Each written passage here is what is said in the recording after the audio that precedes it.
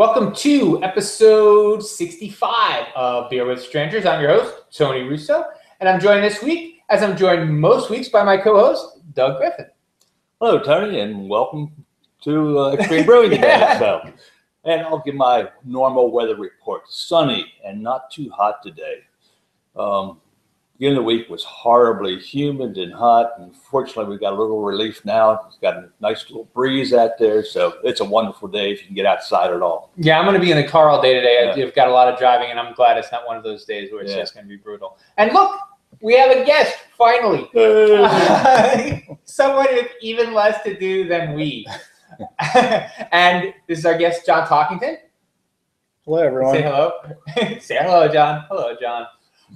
And he's getting ready to open a meadery in the next 6 months. So we're going to talk to him about his career as a brewer, and then about his plans, his and his partner's plans for the meadery, and what mead, why mead, why here, why now, why mead.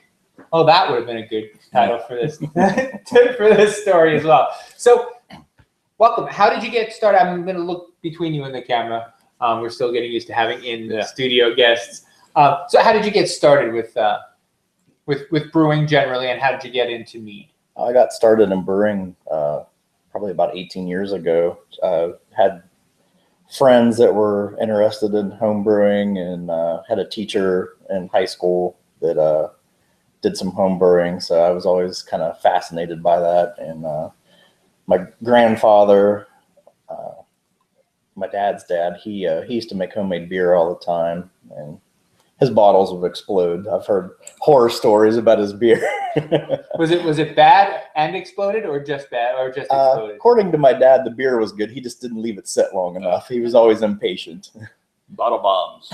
Yeah, exactly. I'm sorry. And so how does that work? You have to, before you bottle it, you have to leave it sit longer? Yeah, he wouldn't let it ferment out all the way, and he started bottling it before it was done.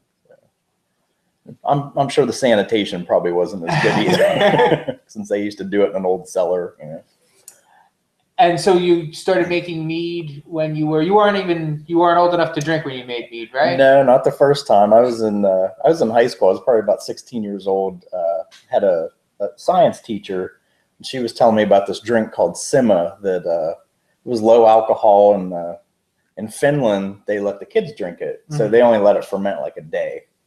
And it's probably like 1%. And then they would bottle it. You put a couple raisins in the bottle. When the raisins float to the top, it's carbonated and it's ready to drink. And they usually serve it with like funnel cake. Right. It's served on May Day over in Finland. That's pretty cool. And I think because of that, when the bottles rise, you either got to drink them or get them in the fridge. Yeah. Otherwise, you'll have bottle bombs. That's the one process that I didn't mention is once those raisins get to the top, it has to be refrigerated, or you got grenades on your hands. I assume the CO2's attached itself to the raisin and it rises, so you know it's carbonated. Yeah. And I still make it because the wife loves it, and a lot of my friends. Yeah, that sounds fun. And so, what's the flavor? What are the ingredients? What does that taste like? I think the recipe I made in high school was brown sugar, a little bit of honey, and some regular table sugar. The raisins and lemons, so it was like sliced up lemons. So it kind of reminded you of like a Mike's Hard Lemonade, but a lot better flavor. And I didn't have like brewing yeast then, so we just used like Fleischmann's bread yeast to make it. So the lemon gives you some tartness, which counteracts some of the sweetness that you have because it's not carbonated. I mean, it's not fully fermented, so you got some sweetness left. And now, just because I'm curious, because you mentioned Fleischmann's yeast, does that have its own? I mean, I know it has its own flavor, but it must not be great. Is that why people don't use it, or? Well, there's been a lot of beer and wine made with Fleischmann's yeast. Right. Yeah, there certainly has. Always available. Yeah. But does it taste funny, or? I've done it before, and it got like a little more yeasty flavor. I mean, a lot of the beer yeasts are clean. So are the wine yeast. They're cleaner and add some flavor, but the Fleischmann's yeast just tastes yeastier, like redwood. It has that yeasty flavor. Right. But yeah, and bread, it's great in wine or beer or mead. It's not as desirable, But but it works. I mean, traditionally, like years ago, that's all people had. They didn't have all these like 500 different wine yeasts or 500 different ale strains to choose from like you do now.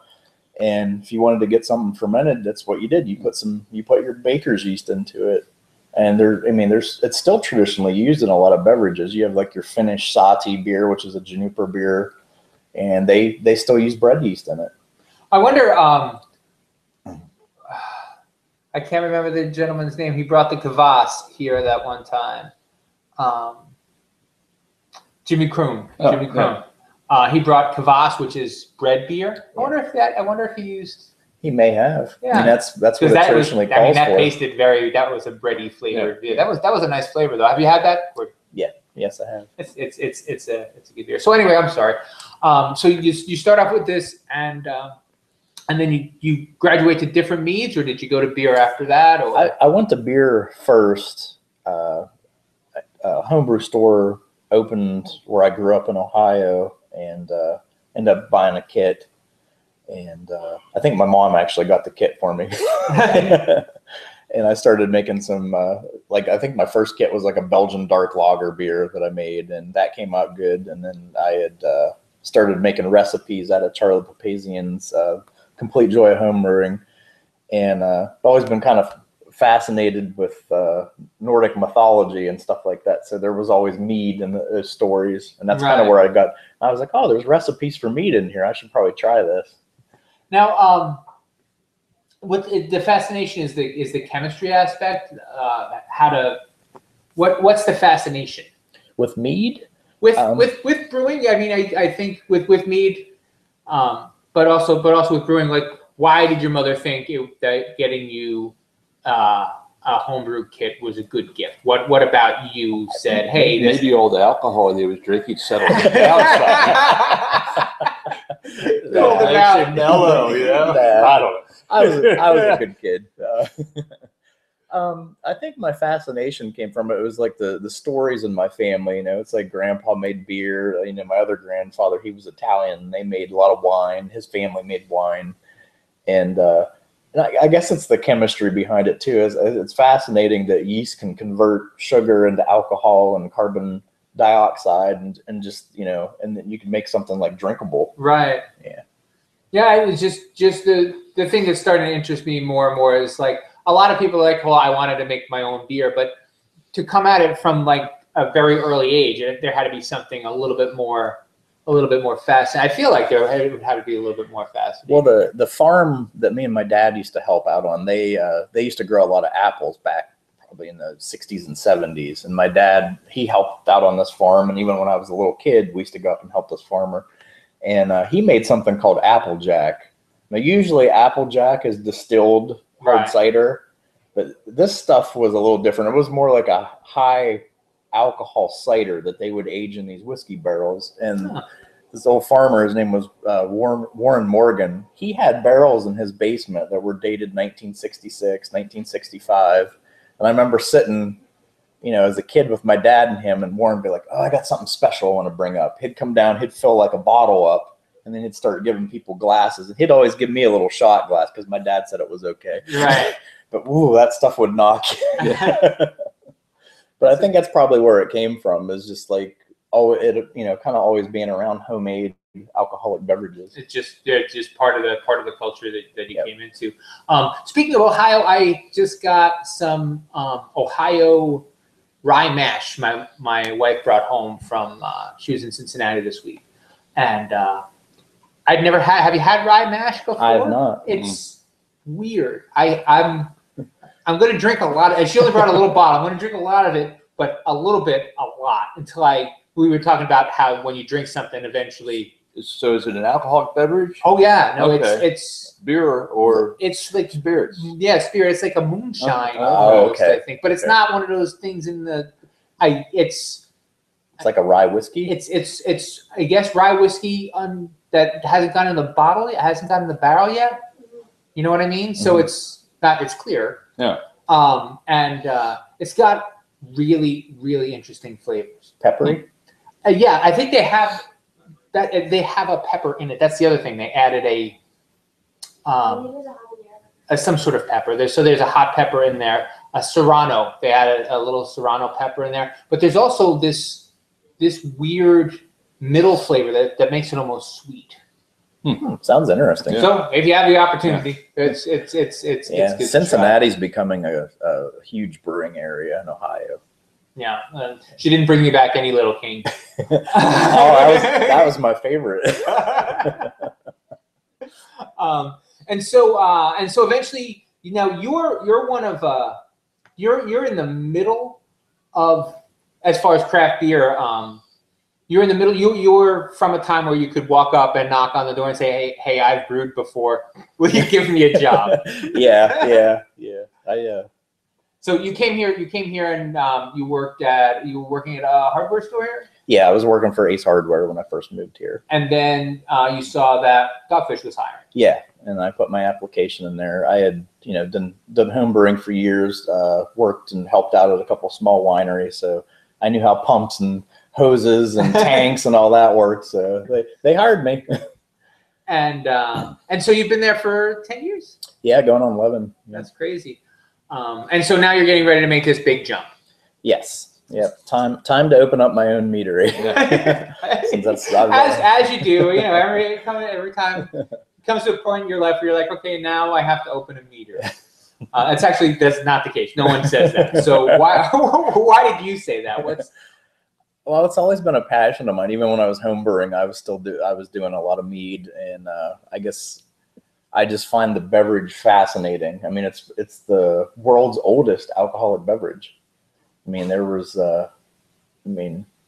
cavemen were probably drinking mead, on accident because some water got into the honeycomb and fermented with wild yeast, and there you have it. Well, one of the things that I put, I don't know if that's an actual beehive, but it looks beehivey enough. Looks like a wasp. Yeah, nasty things. A wasp hive. But the reason that it's on the website. The reason I put it up is you told me the story about how before they could harvest honey, they would boil those. Yeah, in ancient times they didn't have centrifuges to spin out the honey from the comb, so the whole hive, the comb, and everything would go into a vessel, and they would rinse it out, and then back then they boiled everything, so the heat would help dissolve the honey and melt the wax. So basically, you had this cauldron with dead bees, pieces of hive, and all that stuff in it, and they would have to strain it out, and then the wild yeast would end up fermenting it because they didn't understand yeast then, but they knew if you'd leave the stuff sit long enough, it would do something, and then you would feel good afterwards. It was magic. It was magic, yeah.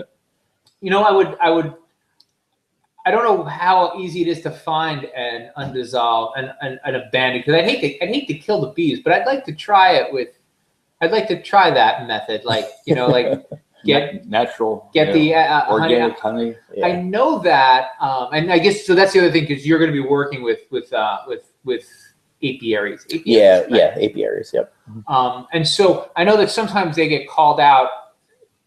Like, I have this beehive, and they remove the beehive for free.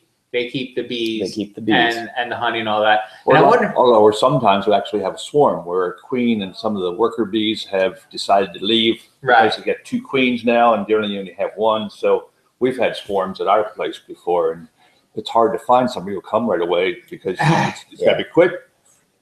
Trying to find somebody, and the next day it was gone. It's just, they've gone someplace else looking for a place to live. But that would be that's what, if I were you, or I'm asking you to do this. Tell them, say, give me a hive. Let's boil it up and see what it tasted like with literally not bit of honeycomb in it. Yeah, I've did some similar meads, but not actually thrown the hive in there. But it had the bee pollen, it had the propolis, it had the honeycomb in it, and it definitely, if you're a beekeeper, you know what I'm talking about. But it definitely has this hive flavor to it, because a beehive has like a weird, sweet, musty smell to it. Yeah, I've ever been around bees. I was going to say dusty, but I'll take musty. It's got that little bit of like. You can taste it when you go like this. That's how you put that. For those of you who are listening, because we have listeners again now, you put your tongue on the roof of your mouth, and then blow out your nose. That's how you get that flavor. And And so you have a partner. How did you meet your partner, and how did you guys decide that you wanted to? My partner, his name's Robert Walker. We call him JR. He grew up very similar. He's originally from Pennsylvania, though. We've been friends for 5 or 6 years now, and he works at the same place I do. But I think he was originally working at a liquor store in Lewis at the time, and we just became friends. And I've been talking about doing this for years, and he's kind of been pushing me. So he was like, he goes, "You make really good mead." He goes, and he said, "I have a little background in business," and he said, "I'd love to help you out with this." So we teamed up, and we're trying to open up a meadery here. Yeah. And so you have to you have to go and find a place, and you got like financing, or what has the financing on this gonna work? Yeah, we have a couple good friends that are putting a lot of faith in us and giving us some investment money. So, and we met a gentleman locally who he owns a lot of land on Route 9, 404, like heading into Lewis, and he had some land available for us. So he's going to put up a building for us, and we're going to lease it off him. That's cool, and it's not far from the Extreme Brewing in. Yeah, it's just right down the road. Right. Yep. In Lewis. Yeah. In Lewis, yes. Yeah. And did you say there was a Kickstarter, or is that someone else? Yes, we have a Kickstarter. It was filmed a few weeks ago. Our guy that did the filming, he's kind of busy moving right now, so when he gets to do the editing and all that. And all right, so it's not yeah, so it's not completely set up yet, but we do have a Kickstarter. It should be online probably in August or so. And how much are you looking to raise on the Kickstarter? We're asking for $15,000. Well, that's not unreasonable. No, we just needed some extra money to get the ingredients and some of the equipment we need, and we're going through a local bank here to get a small business loan as well. And how much different is talking about the meadery equipment than, say, a brewery equipment or winery equipment? Because you were talking to me earlier in the pre-interview about the difference, like federally you're a winery, and in the state of Delaware you're a brewery. Yeah, Delaware is kind of odd with the laws where mead is put in there. So you have like craft brewing, mead, and cider all fall under one umbrella. So in the state, we're considered a brewery, even though federally we're a winery. So not sure how that works, but but in most other states, a meadery is an agricultural wine. Mm-hmm. There was another part to that question, though. How do you feel like you're going to be able to find like people to come? Like how else are you going to be able to get your name out there? I mean, there's plenty of drive-by traffic in the summer, so that can't hurt. Yeah, we're on a pretty busy road there. So I mean, we did a traffic study. Summertime, you get about 60,000 cars a week. So we're in a really good location. But I think it's because mead's actually popular right now. I mean, for years and years, like you'd say, people would say, "What's mead?" Oh, that's that dark medieval beer or whatever. Yeah. No, it's like, no, it's a really elegant honey wine. If made right, it can be like a champagne, it can be like a port, it can be, depending on what it's flavored with, it can. I had to pair one, and I tell you, there weren't a lot of people. Nobody hated it, but there were people who loved it, and then there were people who were like, but I was in the love it section. You could taste, like, if I don't want to get too precious about it, but like you could taste the pear skin, like the skin part of the pear. You got a little bit of that. Tannins from the pear. which I really enjoyed, and it confused me because it looks so much like wine. And it doesn't taste at all like wine. And I think that threw a lot of people. They're like, oh, this is. But you were saying that you were going to do something with the ambiance to make it a little bit more mead hall-y. Yeah, yeah. Our decor is gonna, look like a Scandinavian mead hall. So think back to Beowulf, or something like that. Going to do a lot of like hardwood, a lot of carvings. probably some furs, you know, kind of Viking decorations, Right. and stuff like But that. not pewter cups. I bet they're No, they're hard to no, clean. no, we're not, no pewter cups. We're actually we'll probably have actual horn mugs. Oh, that'd be cool. So I actually do that, you know, as a little side business. So I do like Viking drinking horns, and I custom make a lot of that stuff. So. And are those made from proper horns, or are those made from wood? No, they're made from cow horn. Oh, really? Yeah. That's cool. And how do you?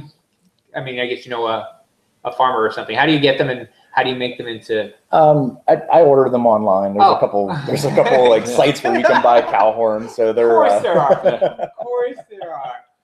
Yeah. And what do you have to shape them? Do you have to sand them? Well, if it's just a horn, I don't have to shape it. So I just have to smooth it and clean the insides and all that. Mm-hmm. And I usually coat the inside with beeswax, so it kind of smells like honey when you're drinking out of it. Oh, that's cool.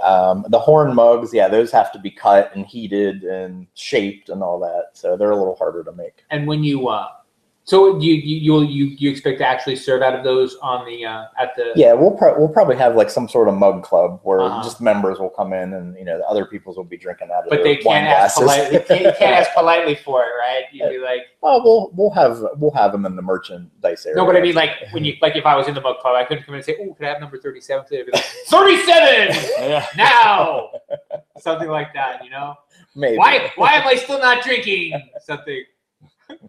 You there, point with a crappy finger. That's very, very cool. Well, we're running up against the He's got clock. some really good ideas for you. Yeah. I am excellent at figuring out stuff other people should do. That's kind of my skill. You got to have a character on board who does all these Yeah, things so like- that tourists come in. You're hired, Tony. Throws a dead deer on the off the shoulder, like poof. My mead. But we'll have you back when it's closer, and we'll talk about it some more. We are running up against the clock, so we want to say our goodbyes. Just please- a side note to note, Jay has been doing some education, part of our educational program. We try to get him here once a year to do a mead class. Oh, that would be So, cool. Well, definitely we'll We've been promote the doing that mead. for probably like 6 years. Yeah, so 5, yeah. 6 years. Do you do that? Is that a fall thing or? Generally spring. Yeah, we're doing it in the February, spring. March, Yeah. sometime.